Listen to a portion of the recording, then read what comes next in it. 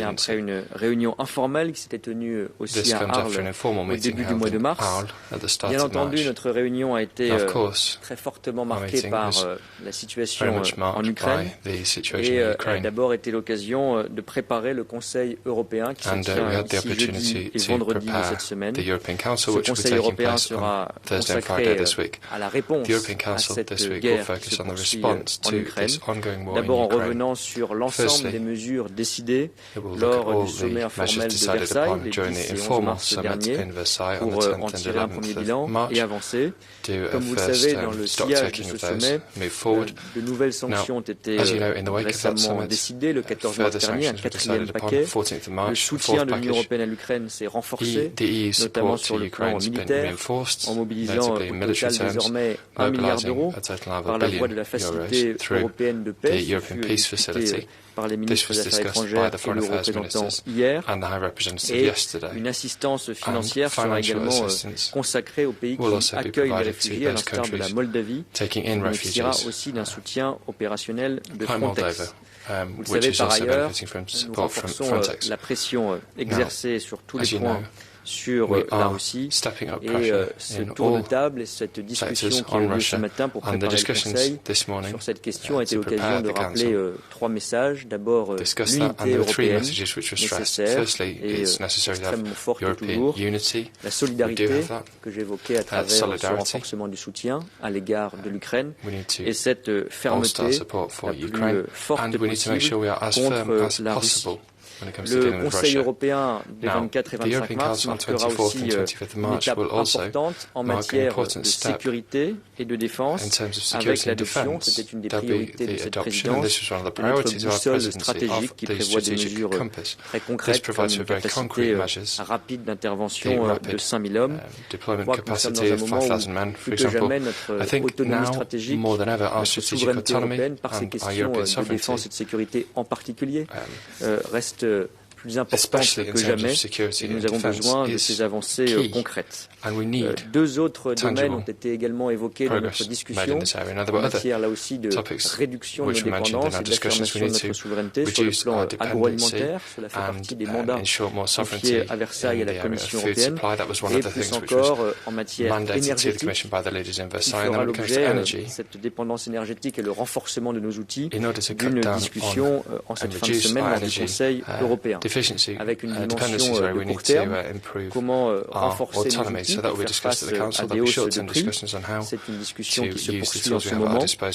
Et comment nous pouvons aussi renforcer nos capacités de résilience, notamment en vue de l'hiver prochain, avec la question du renforcement de nos capacités de stockage, qui a fait l'objet de beaucoup d'interventions aujourd'hui et d'un large soutien. Cela veut dire aussi réfléchir davantage pour le moyen et le long terme à la réduction la plus rapide possible, la plus accélérée possible de nos dépendances aux énergies fossiles, notamment aux énergies fossiles venant de Russie. Sur le volet international, ce sommet sera aussi consacré à 2 autres points que je mentionne rapidement. La préparation du 23e sommet UE-Chine, qui sera notamment l'occasion d'aborder la guerre en Ukraine et de demander à la Chine un engagement fort pour essayer de maximiser nos chances de revenir à la paix. La crise politique en Bosnie-Herzégovine, qui n'est pas non plus sans lien avec la situation que nous connaissons, pour éviter toute déstabilisation du pays et toute exploitation de la situation par la Russie. Notre discussion à ce Conseil Affaires Générales a aussi été consacrée à un chantier important pour l'avenir de notre Union, à la fois pour son fonctionnement institutionnel et pour les politiques que nous mettons en œuvre, ce chantier de la conférence sur l'avenir de l'Europe, avec une conclusion politique qui se tiendra le 9 mai. Nous avons trouvé au sein du Conseil un accord que je ne détaillerai pas, sauf si vous m'y incitez fortement, sur les prochaines étapes de procédure, que le 9 mai soit un moment important où nous puissions lancer un certain nombre de chantiers de réforme. Ce n'est pas superflu, au contraire, je crois que c'est d'autant plus nécessaire dans le moment que nous vivons de montrer que notre Europe regarde vers l'avenir et arrive à améliorer son mode de fonctionnement, à renforcer ses outils its operates and strengthen its political tools. And then a legislative point, an important one, which was discussed in our agenda as well, was the revision of the regulation on the status and funding of European political parties and European political foundations. This is part of a broader legislative package proposed a few months ago by the Commission on European Democracy, and this first text was subject to a partial general approach today from the Council. It represents some significant steps forward, banning extra EU funding and participation of political parties outside the EU in political parties in the EU. We need to combat interference. We've also strengthened transparency of donations to European political parties, and same line of thinking, it's important that all political parties act in a European spirit. So we hope that the Parliament will quickly take a position on this legislative text. We will be preparing discussions in the trilogue with the Parliament, and we are ready as well to move forward on other legislative texts in this democracy package, which is so important at a time such as now. It's key that we ensure our democratic rules are really working. And then I'll let Commissioner Secretary say more about this, but basically the Council briefly presented the text on autonomy with regard to strategic autonomy with regard to the UK. This was the consequence of the withdrawal agreement and the TCA to ensure that we have sustainable legal tools which will enable us to check and respond if necessary to issues related to commitments taken and made by the UK pursuant to these two agreements. So thank you to the Commission for tabling these legislative proposals in the tight time frame provided. This means that we can defend our European interests. Thank you very much, Maurice. You have the floor. Thank you. Merci beaucoup, cher Clément. Minister just made, I think, very good resume of the discussion we had throughout the day in the framework of General Affairs Council. And we have to just recall that this is the first Council of General Affairs since the onslaught of Russia aggressions against Ukraine.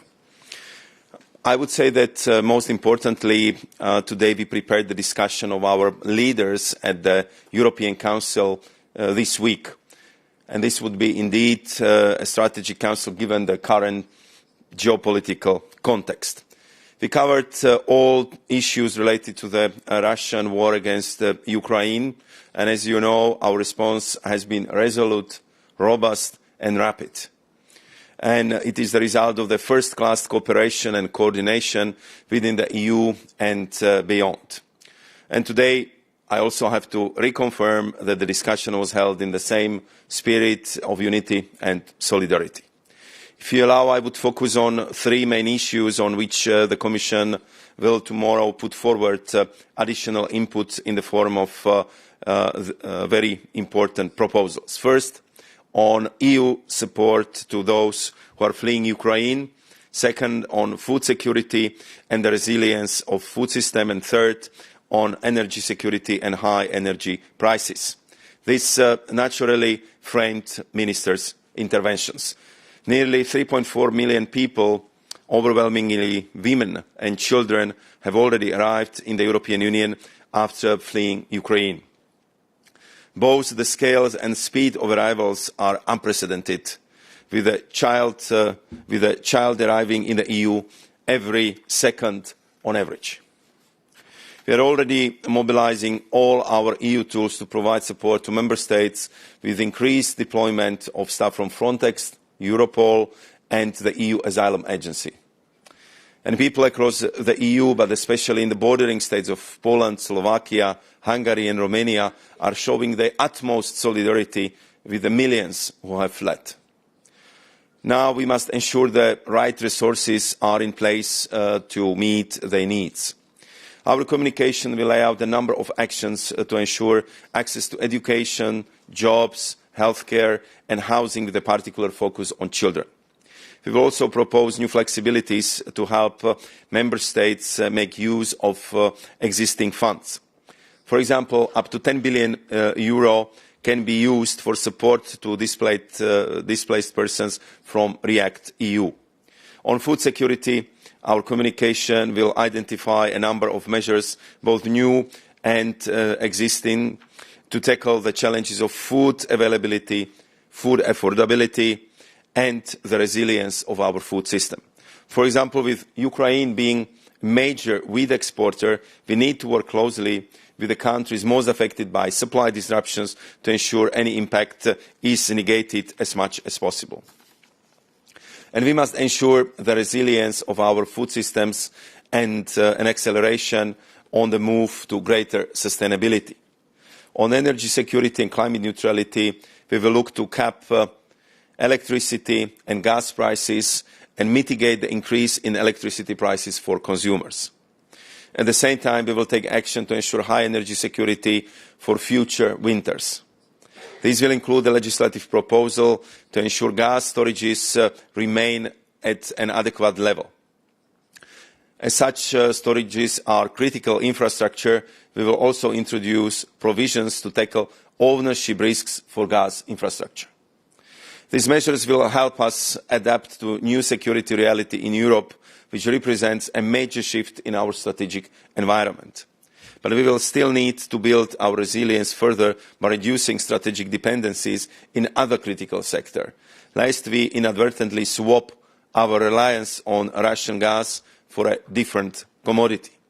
For example, with critical raw materials vital for burgeoning European battery industry, among others, but we can speak about all future-oriented technologies in that regard, where we are already more dependent on foreign imports than we are on Russia when it comes to the fossil fuels.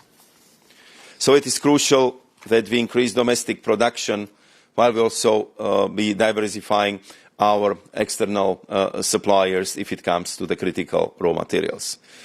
We continue at full throttle with all this work, and as we do so, there will be also not let up in our commitment to Ukraine and Ukrainian people. We will continue to provide the necessary support while standing ready to add to the wide-ranging sanctions adopted so far against Russia and Belarus, sanctions that have already had a significant effect. We remain united and determined to build a better and more resilient future for Europe, and I believe that this would be also key guiding principles for the very important debate of the heads of state and government this Thursday and Friday. Thank you. Merci beaucoup. Nous allons à présent prendre vos questions. We will now take some questions. De Carl Demeyer des Échos en ligne. From Carl Demeyer from Échos en ligne. Carl? Carl? Oui, excusez-moi. Yes, oui. I'm sorry. On t'entend.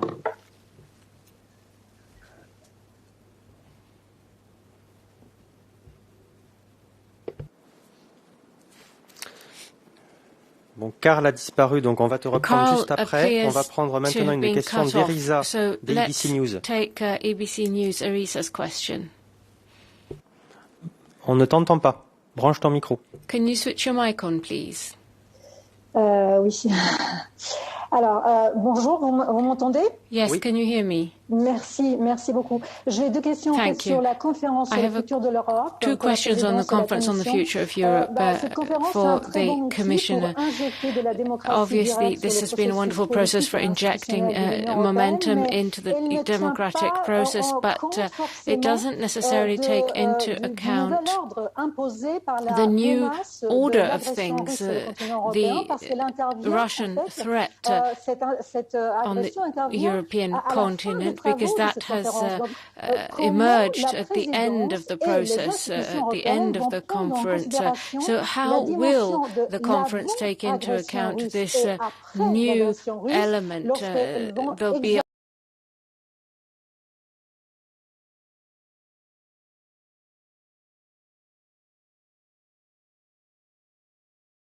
on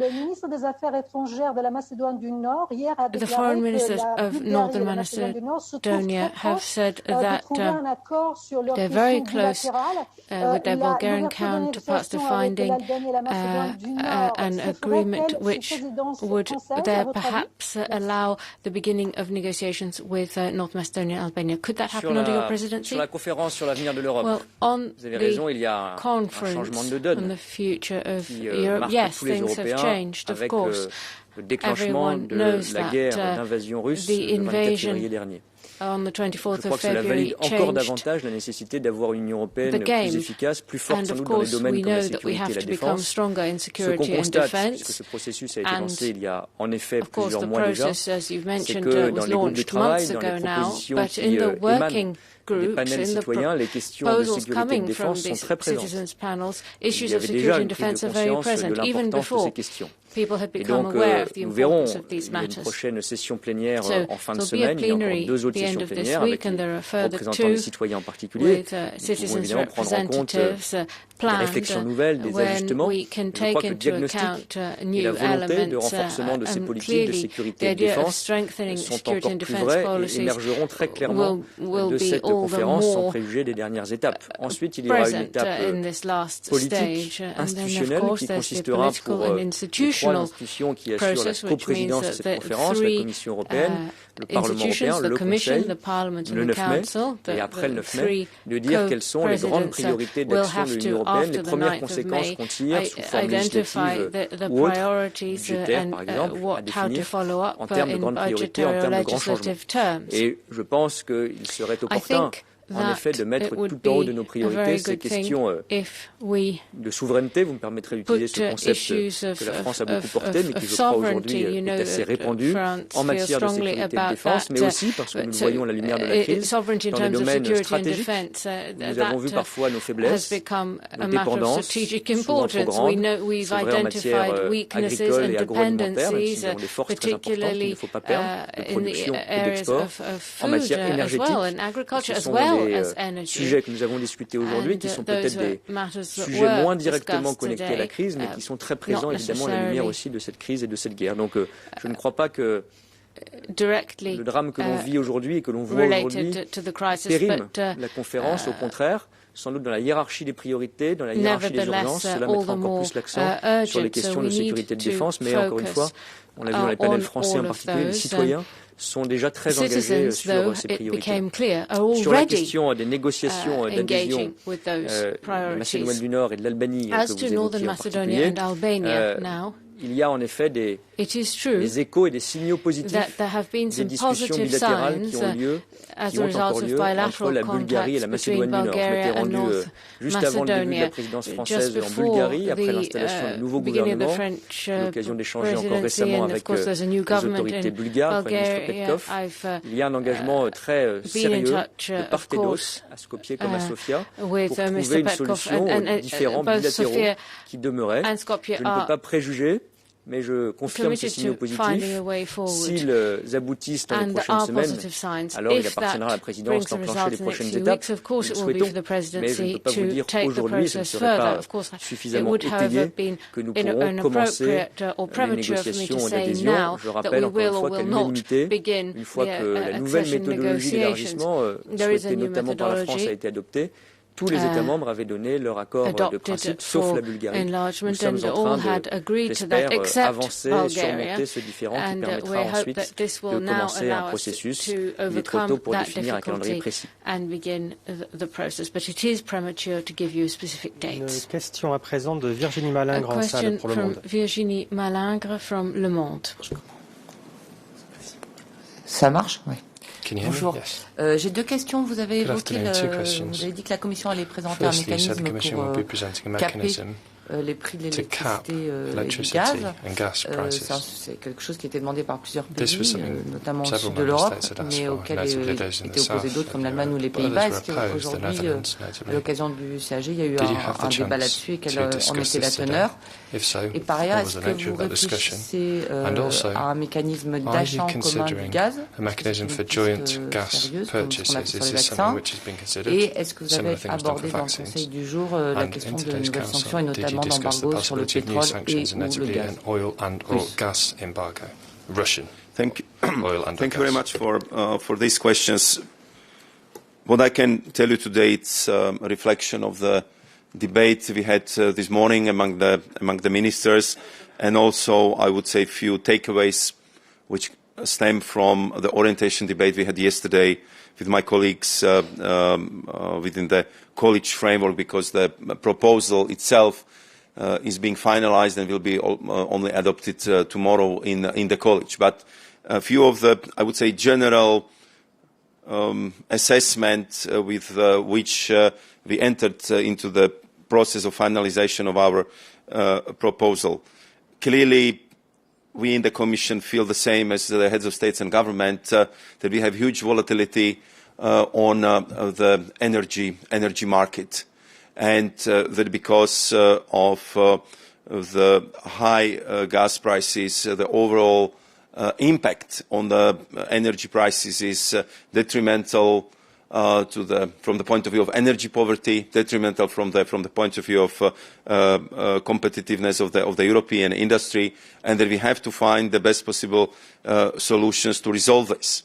So our intention is to work on best options available for the heads of states and government, because each option has its pros and cons, and therefore what we want to do tomorrow is to finalize our proposal in a way to structure the discussion of the leaders for political steer guidance, so we can work further with these political orientations. What I think it's quite clear from the discussions we had so far, that we need to do much better if it comes to energy security. Therefore, we are considering to propose actually the legislative framework where there will be an obligation that each gas storage should be filled before the 1st of November by 90%, which would then make us much more resilient in the case of any geopolitical developments, severe winters, or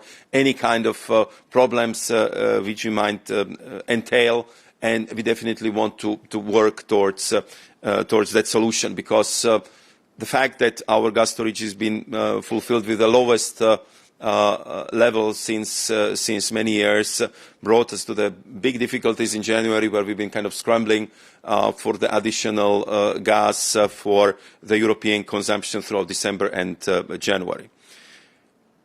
You are also right in the need to take good lessons from how we tackled the procurement of vaccines.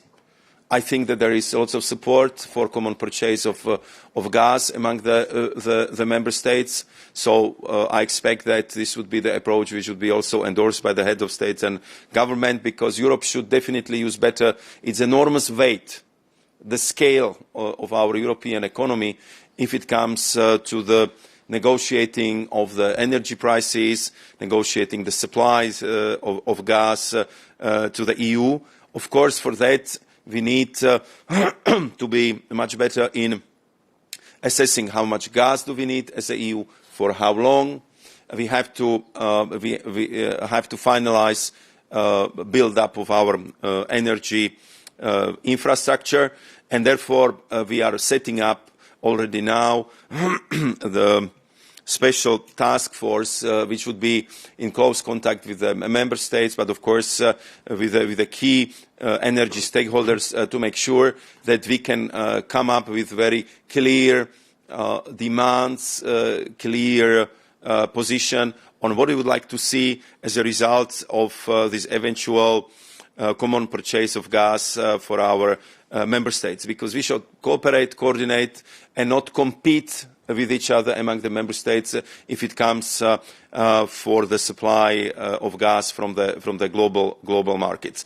And I think that this is one approach which we will finalize tomorrow. And of course, I hope that it will have favorable reading and support from the head of states and governments, so we can proceed with accelerated work on making sure that we are well prepared for the next winter, well stocked, and that we will be also doing much stronger and visible strides in reducing significantly our energy dependence on the supplies from Russia.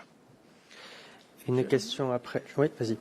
Please go ahead. Simplement pour compléter ce que dit à l'instant Maroš Šefčovič, il y a eu un débat qui s'est beaucoup concentré sur cette question énergétique, avec deux axes importants. D'abord, la volonté de réduire le plus rapidement possible nos dépendances, en particulier, et puisque la hausse des prix, comme vous le savez, avait déjà commencé avant la guerre que nous connaissons aujourd'hui, d'avoir de manière générale des outils de maîtrise des prix plus importants dans des périodes difficiles comme celles que nous vivons. Le premier sujet, celui de la réduction des dépendances, est sans doute encore davantage consensus que celui de la réforme de nos marchés et du développement de nos outils de maîtrise des prix. Mais il y a trois éléments qui ont fait l'objet, sans être aujourd'hui conclusifs, de discussions et d'un soutien important de nombreuses délégations. L'option d'abord de renforcer nos capacités de stockage, comme l'a proposé d'ores et déjà la Commission dans une récente communication. Et ces débats continueront en fin de semaine et au-delà, que nous ayons des règles uniformes et renforcées de stockage, notamment de gaz, avant le début de chaque hiver. Avoir une discussion, car il y a encore des débats sur ce sujet, sur des possibilités d'achat commun. Et puis d'avoir une discussion qui se prolonge, qui est plus difficile, pour être tout à fait transparent, sur les questions de plafonnement des prix dans des périodes de forte hausse, notamment des prix de l'électricité. On le voit, dès qu'il faudra, sur certains points, une réforme du marché européen de l'électricité, notamment pour maîtriser les prix finaux des consommateurs dans des périodes de crise, a beaucoup fait son chemin ces dernières semaines. C'était un débat, encore une fois, que nous avions avant la crise, qui avait été évoqué notamment au sommet informel de Bordeaux. C'est évidemment beaucoup renforcé au vu de l'augmentation qui se poursuit des prix de l'énergie. Sur la question des sanctions, il n'y a en tant que telle discussion aujourd'hui au Conseil des affaires générales, mais le message que le président de la République avait d'ailleurs rappelé à la conclusion du sommet de Versailles vaut toujours, c'est-à-dire celui du renforcement de nos sanctions dès lors que la Russie ne donnera pas de signe d'apaisement, de volonté de paix. Au contraire, ce que nous avons vu malheureusement ces derniers jours, c'est une intensification du comportement de guerre, des frappes et de l'invasion menée par la Russie. Et donc, bien sûr, il est possible qu'il y ait rapidement de nouvelles sanctions. C'est une discussion qui se prolonge. Une question de Carl Demeyer pour les échos en ligne. Oui, bonjour. Mes excuses, tout à l'heure, j'ai eu un appel très urgent au même moment. I had to take an extremely urgent call. Avez-vous, en tant que présidence française, reçu des candidatures au poste de président du Conseil européen? For the presidency of the European Council? Have you received any applications? Are you a candidate, Carl? Non, écoutez, il y aura une discussion en fin de semaine pour le préciser. A point on the le mandat est de 2 ans et demi pour le Conseil européen, donc pour désigner un président du Conseil européen. Je n'ai pas connaissance d'autres manifestations d'intérêt que celle de l'actuel président Charles Michel. Une question à présent de Mathieu Bion pour Agence Europe en ligne. Agence Europe en ligne has the next question. Oui, bonjour, Mathieu Bion, vous m'entendez? Oui. C'est sur la proposition révisant le statut des partis politiques européens et des fondations. Regulation on the statutes and funding of European political parties and foundations. Could you clarify qui justifierait le fait que des partis politiques de pays hors UE, mais dans le Conseil de l'Europe, EU countries in the Council of Europe. Le commissaire a mentionné le parti du président Zelensky en Ukraine. President Zelensky's party in Ukraine, for example. Plus être membre de politique européen. Be members of European political parties or European political groupings. Merci. Thank you. Vous avez dirigé cette question à M. Clément Bon ou à moi? Was this a question for me or for Clément Bon? C'est plutôt pour la présidence puisqu'elle it's more for the presidency, really, this one, because there's a j'ai bien entendu l'argumentaire de M. Šefčovič. Now, I understood what Mr. Šefčovič said. I know what his position is. I know what the Commission's position is, but I don't really know what the Council's is. La question qui a été débattue Dans le cadre de ce texte, sur la base de la proposition de la Commission, nous avions un premier débat au mois de janvier au Conseil, c'est celle du financement. Il y a effectivement un très large consensus pour dire que dans les partis politiques européens ou les fondations politiques européennes, principalement les partis politiques européens, il n'est pas question d'exclure tout parti en dehors de l'Union européenne, mais de ne pas avoir de financement extérieur. Ça ne veut pas dire que tout parti venant d'un pays extérieur à l'Union européenne est nécessairement une menace, mais il ne faut pas être naïf. C'est pour ça que nous avons procédé à cet encadrement strict. Il peut y avoir, ça avait commencé à être discuté avant la guerre, mais venant de Russie, de Turquie ou d'ailleurs, des influences étrangères qui passent par les financements, qui sont dirigés parfois vers des partis politiques nationaux, mais cela relève de la législation nationale. On le voit, c'est une forme de pression, d'ingérence qui existe, et c'est le périmètre de ce texte, destiné aussi parfois aux partis politiques européens. Donc c'est pour limiter, même éliminer ces risques-là d'ingérence, de pression extérieure, que l'immense majorité des États membres s'était exprimée dès le mois de janvier en ce sens, ne pas avoir de financement de partis politiques extérieurs à l'Union européenne pour les partis politiques européens. Je l'ai dit tout à l'heure, c'est une discussion qui doit se poursuivre avec le Parlement européen pour aboutir à un texte final. Mais la position issue du Conseil est en effet celle-ci, dans un souci à la fois de transparence, de rigueur et de protection. C'est d'actualité malheureusement encore plus aujourd'hui contre les ingérences et les stratégies d'influence extérieure. Allow me to complement the answer because I see that you are very well informed about our discussions in the Council. First and foremost, we are extremely pleased in the European Commission that the progress of this file is so rapid, because, I mean, if you look at it from the perspective of the approval of legislation, the next European Parliament elections are really around the corner. So therefore, I think it's very good that we are progressing so fast. What I was highlighting in my remarks was support for the progress, but at the same time, I was underscoring the need to be very careful and precise in all the details so we would avoid unintended consequences. Because, I mean, there is strong logic in what the Presidency and Council says, that we have to increase transparency, we have to avoid any pressures coming from outside of Europe. But at the same time, we need to work on making sure that we would have structured cooperation and recognize the European characters of the parties, like party of President Zelensky or party of President of Moldova, Sandu. They kind of established already the affiliated membership, be it with ALDE or EPP, and I think for them it's very important to demonstrate that also on the party level they have this very strong political European aspiration, and I think that was not disputed. Everyone supports that understanding, that approach. We just need to find the proper legal way how to express this difference and reinforce the structured cooperation with pro-European political parties already established very close and cooperative links with the political parties in the EU. Une dernière question très rapide de Raf Kazert. Raf Kazert, one last brief question. Yes, good afternoon, bon après-midi. For Minister Bohn, if I may, you prepared a summit, and one of the essential parts of that will be the meeting with U.S. President Biden. What are you still looking for in that meeting, and how important is the show of unity in this all, specifically because it's only a few years ago that we still had President Trump in office? Thank you. Merci beaucoup. Si j'ai bien entendu la question, celle du message qui est donné par la présence du président Biden, vous avez raison de le rappeler, il y aura à la fois un sommet de l'OTAN, une réunion du G7, et ensuite une participation du président Biden au début du Conseil européen. Je ne peux pas mieux le dire que dans votre question, c'est la démonstration, au-delà de la coordination que nous faisons, notamment sur les mesures de sanction depuis le début de cette crise.